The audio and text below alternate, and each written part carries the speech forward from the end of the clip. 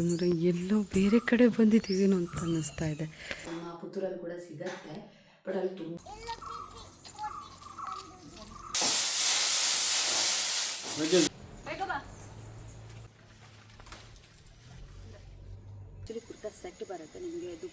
Hello friends, welcome back. ಒಂದು ಸುಂದರವಾದ ಬೆಳಗಿನ ವಿಡಿಯೋ ಜೊತೆಗೆ ವ್ಲಾಗನ್ನು ಶುರು ಮಾಡ್ತಾ ಇದ್ದೀನಿ.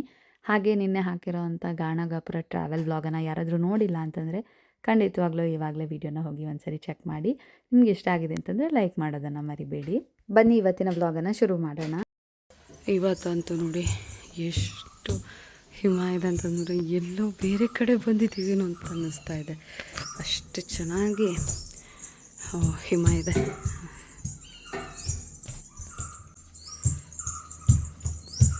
ಎಲ್ಲ ತುಂಬ ಚೆನ್ನಾಗಿಬಿಟ್ಟಿದೆ ಗಿಡದಲ್ಲೆಲ್ಲ.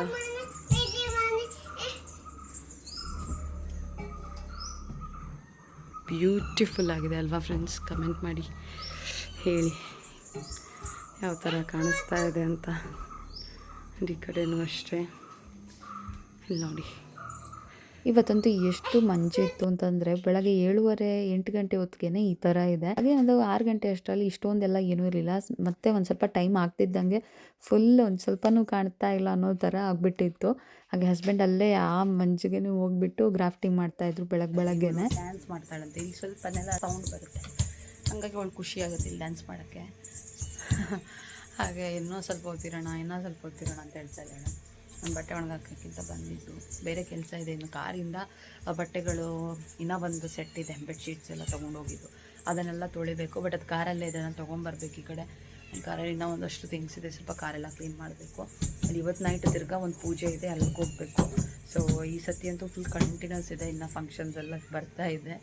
ಹಾಗೆ ಅಬರೆ ಗಿಡ, ಕುಂಬಳಕಾಯಿ, ಇದು ಮಾತ್ರ ಹೋಗ್ತಾ ಇದ್ದೆ. ಎಂತ ಹಳೆನಾಗೊಂತ ಹೋತ್ಲೆ ಎಂತೋ ಅವ್ರು ತಿಂತೂಳಿ ನೆಟ್ ಬದುಕುತ್ತೇ ಇಲ್ಲ, ಏನೋ ಗೊತ್ತಿಲ್ಲ. ಒಂದು ಗಿಡ ಬೀಜ ಹಾಕಿದ್ದೆ, ಸ್ವಲ್ಪ ಹೈಬ್ರಿಡ್ ಹೂವು ಆಗೋದು ಅಂತ ಹೇಳ್ಬಿಟ್ಟು, ಕಾಸ್ಮೋಸ್ ಅಂತ ಹೇಳ್ತೀವಲ್ವ ಅದೇನೆ. ಬಟ್ ಒಂದು ಸ್ವಲ್ಪ ಕಲರ್ ಏನೋ ಬೇರೆ ಇತ್ತು. ಬಟ್ ಯಾಕೋ ಗೊತ್ತಿಲ್ಲ, ಅದು ಚೆನ್ನಾಗೇ ಬರ್ತಾಯಿಲ್ಲ. ಸ್ವಲ್ಪ ಬಲೆ ಎಲ್ಲ ಹಾಕ್ಬಿಟ್ಟು ಎಲ್ಲ ಕ್ಲೋಸ್ ಮಾಡಿದ್ದೆ, ಅಟ್ಲೀಸ್ಟ್ ಮಿಡತ್ತೆ ಆ ಥರದ್ದು ಏನಾದ್ರು ಬಂದು ತಿನ್ಕೊಳ್ಳೋದಾದರೆ ಅದು ಬರದೇ ಇರಲಿ ಅಂತ ಹೇಳಿಬಿಟ್ಟು. ಬಟ್ ಆದ್ರೂ ಅದನ್ನು ತಿನ್ಕೊಂಡ್ಬಿಟ್ಟಿದೆ. ತುಂಬಾ ಬೇಜಾರಾಗೋಯಿತು. ಎಷ್ಟು ಒಂದೇ ಒಂದು ಬದುಕಿ ಬಂದಿತ್ತು, ಬಟ್ ಆದ್ರೂ ಅದೂ ಹೋಯ್ತಲ್ಲ ಅಂತ ಹೇಳಿಬಿಟ್ಟು.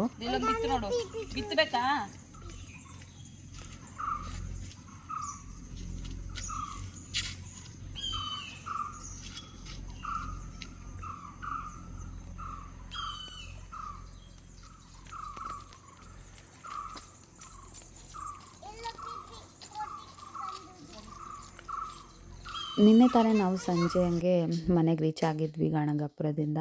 ಇವತ್ತು ಬೆಳಗ್ಗೆ ಅಂದರೆ ಪಾಪು ಕೂಡ ಬೇಗನೆ ಎದ್ಬಿಟ್ಟಿದ್ಲು, 7:30 ಆಗೋಕ್ಕಿಂತ ಮುಂಚೆನೇ ಇದ್ದಿದ್ಲು. ಇವಾಗ ತಿಂಡಿ ಎಲ್ಲ ತಿಂದು ಇಲ್ಲಿ ಹೊರಗಡೆ ಓಡಾಡ್ತಾ ಇದ್ದೀವಿ. ಸಮಯ 8 ಗಂಟೆ ಮೇಲಾಗಿದೆ. ಬಟ್ ನೋಡಿ ಹೇಗಿದೆ ವೆದರ್ ಅಂತ ಹೇಳ್ಬಿಟ್ಟು. ಫ್ರೆಂಡ್ಸ್, ಇದು ನೋಡಿ ಈ ಗುಲಾಬಿ ಹೇಗಿದೆ ಅಂತ ಹೇಳಿಬಿಟ್ಟು ಕಮೆಂಟ್ ಮಾಡಿ ತಿಳಿಸಿ ಆಯಿತಾ. ನೋಡಿ, ಇದು ನಮ್ಮ ಚಿಕ್ಕತ್ತೆ ಕೊಟ್ಟಿದ್ದ ಗಿಡ, ಅಲ್ಲಿಂದ ಗೆಲ್ ಕೊಟ್ಟಿದ್ರು, ಅದನ್ನು ನಾನು ತಂದು ಇಲ್ಲಿ ಗಿಡ ಮಾಡಿ ಇವಾಗ ಇದರಲ್ಲಿ ಹೂವಾಗಿದೆ. ನೋಡಿ ಎಷ್ಟು ಚೆನ್ನಾಗಿ ಬಂದಿದೆ ಅಂತ ಹೇಳಿ. ಕಾಣಿಸ್ತಿದೆಯಾ? ಇದು ರೆಡ್ ವೆಲ್ವೆಟ್ ರೋಸ್ ಅಂತಲೂ ಹೇಳ್ಬೋದು, ಬ್ಲ್ಯಾಕ್ ರೋಸ್ ಅಂತಲೂ ಹೇಳ್ತಾರೆ. ಕಪ್ಪಗಿರುತ್ತೆ, ತುಂಬ ಡಾರ್ಕ್ ಇರುತ್ತೆ. ಇವಾಗ ನೋಡಿ ನಿಮಗೆ ವೆಲ್ವೆಟ್ ಥರ ಕಾಣಿಸುತ್ತೆ ಇದರಲ್ಲಿ, ಆ ಥರ ಒಂದು ಗುಲಾಬಿ ಇದು. ಅಬ್ಬಾ ಫ್ರೆಂಡ್ಸ್, ವೆಲ್ಕಮ್ ಬ್ಯಾಕ್. ಫ್ರೆಂಡ್ಸ್, ಇವಾಗ ಮಧ್ಯಾಹ್ನ ಸಮಯ 3 ಗಂಟೆ ಆಯಿತು. ಇವಾಗ ಒಂದು ಸ್ವಲ್ಪ ಪಾಪದ ತಿನ್ನೋಕ್ಕೆ ಸಂಜೆ ಹೋಗ್ತು ಅಂತ ಹೇಳ್ಬಿಟ್ಟು ಪಲಾವ್ ಮಾಡೋಣ ಅಂತ ಅಂದ್ಕೊಂಡಿದ್ದೆ. ಒಂದು ಸ್ವಲ್ಪ ಮಾಡ್ತೀನಿ, ಸ್ವಲ್ಪ ಪುದೀನ ಸೊಪ್ಪು, ಕೊತ್ತಂಬರಿ ಸೊಪ್ಪು ಅದೆಲ್ಲನೂ ಇದೆ.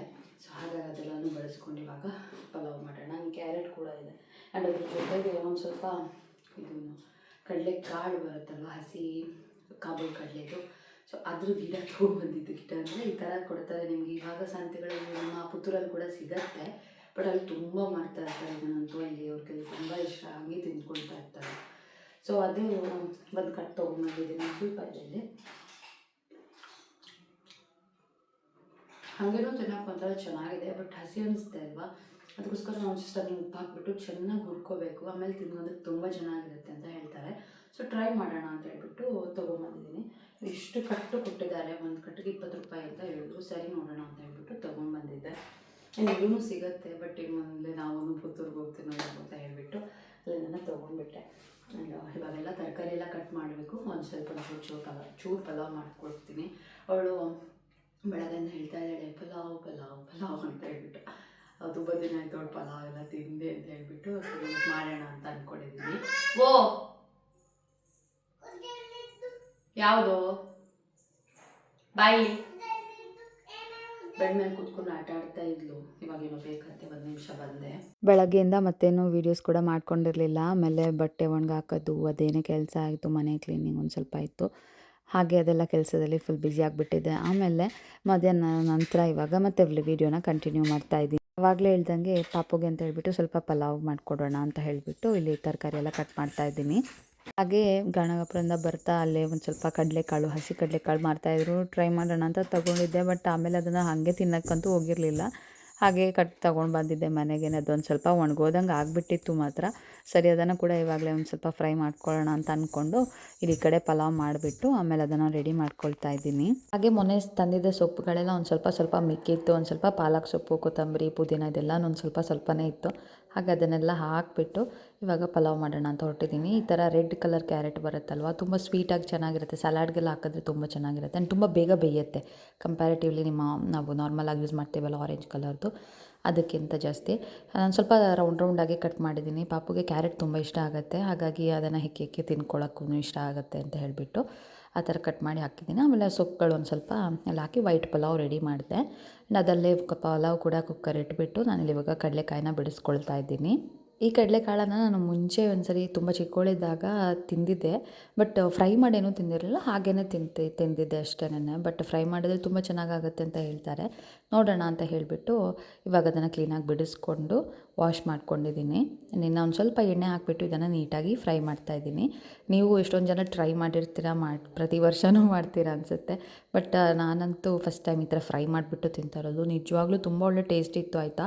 ಬಟ್ ಏನಂದರೆ ನಾನು ತೊಗೊಂಡು ಬಂದಿದ್ದು ಸ್ವಲ್ಪ ಬಲ್ತೋಗ್ಬಿಟ್ಟಿತ್ತು. ಸ್ವಲ್ಪ ಹಸಿಯಾಗಿ ಇದ್ದರೆ ಇನ್ನೂ ಚೆನ್ನಾಗಿರುತ್ತೆ ಅಂತ ನನಗನ್ನಿಸ್ತು. ಇದೊಂದು ಸ್ವಲ್ಪ ಜಾಸ್ತಿ ಟೈಮ್ ತೊಗೊಳತ್ತೆ, ಅಂದರೆ ಸ್ವಲ್ಪ ಬಲ್ತಿರೋದ್ರಿಂದ. ಸ್ವಲ್ಪ ಫ್ರೆಶ್ ಆಗಿ ಗ್ರೀನ್ ಕಲರಲ್ಲಿ ಇರುತ್ತಲ್ವ ಎಳೆದು, ಅದಂತೂ ಇನ್ನೂ ಚೆನ್ನಾಗಿರುತ್ತೆ ಅನಿಸುತ್ತೆ. ಸ್ವಲ್ಪ ಉಪ್ಪು ಖಾರ ಬೇಕಾದರೆ ಹಾಕ್ಕೋಬೋದು. ನಾನಿವತ್ತು ಜಸ್ಟ್ ಉಪ್ಪು ಮಾತ್ರ ಹಾಕ್ಕೊಂಡಿದ್ದೀನಿ, ನೋಡೋಣ ಅಂತ ಹೇಳಿಬಿಟ್ಟು. ಇದು ನೋಡಿ ಫ್ರೈ ಆಗ್ತಾ ಇನ್ನೂ ಕಲರ್ ಫುಲ್ ಚೇಂಜ್ ಆಗಬೇಕು, ಅವಾಗ ಇನ್ನೂ ಚೆನ್ನಾಗಿರುತ್ತೆ. ಒಂಥರ ಸುಟ್ಟಿರೋ ಜೋಳಲ್ಲಿ ತಿಂದಂಗೆ ಫೀಲ್ ಬರುತ್ತೆ. ತುಂಬ ಚೆನ್ನಾಗಿತ್ತು ನೋಡಿ. ಇಷ್ಟು ಒಂದು ಕಟ್ಟು ತೊಗೊಂಡು ಬಂದಿದ್ದು ಅದ್ರಲ್ಲಿ ಇಷ್ಟೇ ಸಿಕ್ಕಿದೆ. ಬಟ್ ಆದರೂ ನಮ್ಗೊಂದ್ಸಲಿ ಟೇಸ್ಟ್ ಮಾಡ್ದಂಗೆ ಆಗುತ್ತೆ ಅಂತ ಹೇಳ್ಬಿಟ್ಟು ನಾನು ಅಷ್ಟೇ ತೊಗೊಂಡ್ಬಂದಿದ್ದೆ. ಟೇಸ್ಟ್ ನಿಜವಾಗ್ಲೂ ನಂಗೆ ಇಷ್ಟ ಆಯಿತು. ಇನ್ನೊಂದು ಸರಿ ಯಾವಾಗಾದರೂ ಫ್ರೆಶ್ ಆಗಿ ನಮ್ಮ ಊರಲ್ಲೆಲ್ಲ ಸಿಕ್ಕಿದ್ರೆ ಖಂಡಿತವಾಗ್ಲೂ ತೊಗೊಂಡು ಬರ್ತೀನಿ, ಅಷ್ಟು ಚೆನ್ನಾಗಿತ್ತು. ಇದೇ ರೀತಿ ಹಸಿ ಬಟಾಣಿ ಬರುತ್ತಲ್ವ, ಅದನ್ನು ಕೂಡ ಫ್ರೈ ಮಾಡ್ಕೊಂಡು ತಿಂತಾರೆ. ನಾನು ಇನ್ಸ್ಟಾಗ್ರಾಮ್ ರೀಲ್ಸಲ್ಲೆಲ್ಲ ಒಂದಷ್ಟು ನೋಡಿದ್ದೀನಿ. ಇವಾಗಂತೂ ಸೀಸನ್ ಅಲ್ವಾ, ಅದನ್ನು ಕೂಡ ಒಂದ್ಸಲಿ ಟ್ರೈ ಮಾಡಬೇಕು ಅಂತ ಇದೆ. ನೋಡೋಣ ಯಾವತ್ತಾದರೂ ಅದನ್ನು ಕೂಡ ಟ್ರೈ ಮಾಡಬೇಕು. ತಿಂದ್ಕೊಂಡು ಅಂದರೆ ರಜ್ಜೆ ಪುಂಟೆ ಹಂಗೆ ಸಿಕ್ಕುತ್ತು, ರಜೆ ಹೇಳಾಗ್ತಾ ಬೇಕಿತ್ತು. ನಿನ್ನೆ ತಂದು ಮಾಡೋಕ್ಕಿತ್ತು. ಆಗಿದೆ ಸಿಪ್ಪೆ ತಿಂದು ಬೆಲ್ಲ ಇಡ್ತಾರೆ ತಿನ್ನಿಲ್ಲ ತುಪ್ಪಿ ಲಾಗಿಲೆಯಾ ಪರಿಮಳ ಇದ್ದಲ್ಲ. ಒಂದು ರಾಶಿ ಬಟ್ಟೆ ಇದೆ ಫ್ರೆಂಡ್ಸ್. ಎಲ್ಲಾದರೂ ಹೋಗೋವಾಗ ಎಲ್ಲ ನೀಟಾಗಿ ಪ್ಯಾಕ್ ಮಾಡಿ ತೊಗೊಂಡೋಗ್ತೀವಿ. ಅದಾದರೂ ದೊಡ್ಡ ತಲೆ ಬಿಸಿ ಇಲ್ಲ. ಬಟ್ ಎಲ್ಲ ಅನ್ಪ್ಯಾಕ್ ಮಾಡಿಬಿಟ್ಟು ಅದನ್ನು ವಾಶ್ ಮಾಡಿ ಅದನ್ನು ಯಾವಾಗಲೂ ಎಲ್ಲಿಡ್ತೀವಿ ಯಥಾಸ್ಥಾನಕ್ಕೆ ಇಡೋ ಅಷ್ಟರಲ್ಲಿ ಸಾಕಾಗೋಗುತ್ತೆ. ದೊಡ್ಡ ಕಷ್ಟದ ಕೆಲಸ. ಬೆಳಗ್ಗೆಯಿಂದಲೇ 2 ಟ್ರಿಪ್ ಬಟ್ಟೆ ವಾಶ್ ಮಾಡಿ ಒಣಗಾಕಿದ್ದೆ.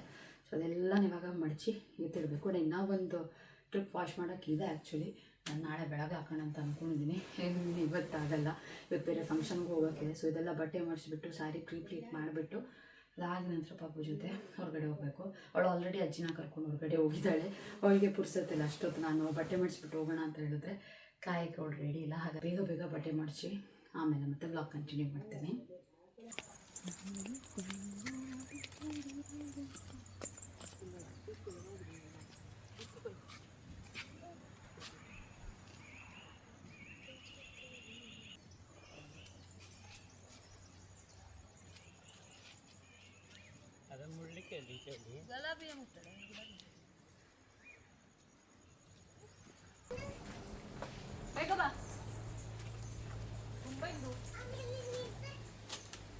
ಹಾಗೆ ಸ್ವಲ್ಪ ಹೊತ್ತು ಅಂಗಳದಲ್ಲೆಲ್ಲ ಓಡಾಡಿಬಿಟ್ಟು ಇವಾಗ 1-2 ಪ್ಯಾಷನ್ ಫ್ರೂಟ್ ಕೊಯ್ಯೋಣ ಅಂತ ಬಂದಿದ್ದೀವಿ. ಪಾಪ ಪ್ಯಾಷನ್ ಫ್ರೂಟ್ ಬೇಕು ಅಂತ ಹೇಳ್ತಾ ಇದ್ಲು. ಹಾಗೆ ಕೆಳಗಡೆನೇ ಇತ್ತು ಅಲ್ವಾ, 1-2 ಕೊಯ್ಕೊಳ್ತೀನಿ ಅಂತ. ಮೇಲ್ಗಡೆ ಇನ್ನೂ ಸುಮಾರಷ್ಟು ಹಣ್ಣುಗಳಿತ್ತು, ಬಟ್ ಅದನ್ನು ಕೊಯ್ಯೋಕ್ಕಂತೂ ಆಗಲ್ಲ ಅಂತ ಹೇಳ್ಬಿಟ್ಟು ಕೆಳಗಡೆ ಇರೋದನ್ನು ಕೊಯ್ತಾ ಇದ್ದೀನಿ.